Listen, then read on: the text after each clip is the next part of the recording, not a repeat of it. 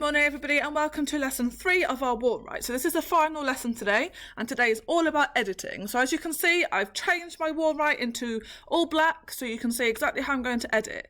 You won't be able to have your bits of paper up side by side like there is on my screen, but I thought if you could see it side by side, you could at least see how I go around editing.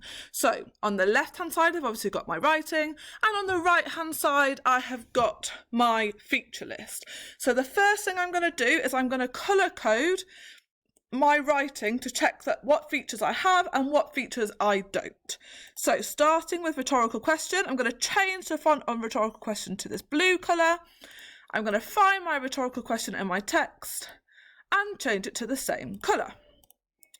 Expanded noun phrases, I'm going to change to orange, and I'm going to look through and see if I can find any expanded noun phrases and change them to that orange colour. So I've got yellow, poisoned eye, I've got large, menacing frame,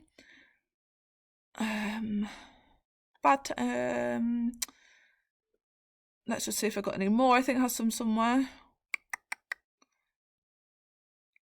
So I also had savage, bad-tempered creature.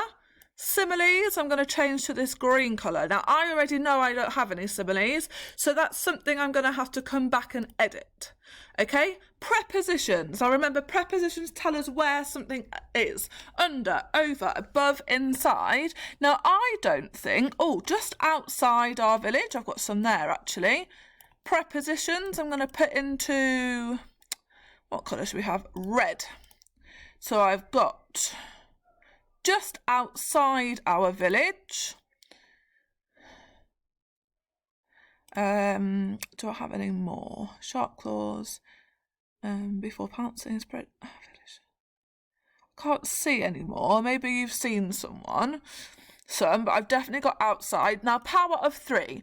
Power of 3 is like a list where we list 3 things. So, for example, here I have a power of 3, which I will colour in. Don't do purple because you'll need that to edit. This light blue colour. I've got vulnerable, anxious and restless. A power of 3. A list of 3 things. And we call it a power of 3 because it is more effective for the reader. So you need it as a list. So vulnerable, anxious and restless. And I've got that little comma in. What I'm going to do is I'm going to go colour code my whole piece of writing and then come back to you. And you can see how I've done it and then show you how you're going to edit. So as you can see, I've colour coded my piece of writing to check what features I have and I haven't got. I don't have any adverbs and I don't have any similes, so there's something I'm going to add in while I'm editing. I also thought I might add in some prepositions, so I'm going to show you now how I'm going to edit.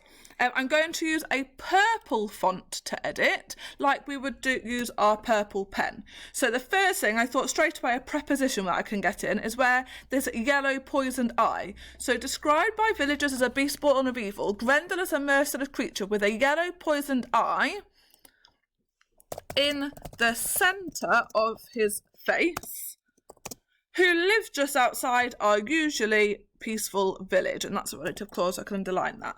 Okay, so I've added in purple pen in the centre of his face. Centre being the preposition. I thought that'd be a great place to add that in.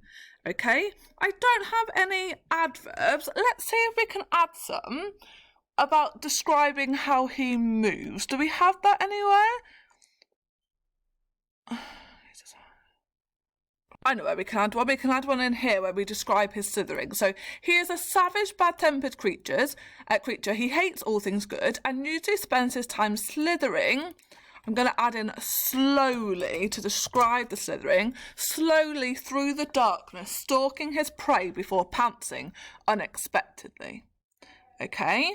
I might go round here and see if I can change some of these sentences to include a fronted adverbial. I've decided I'm going to do it down here because I've got this beast. So I'm going to change this. I'm going to have this beast is armed and dangerous, and if you're engaged, you will not survive. And I'm going to change this sentence too. After terrorising our village, King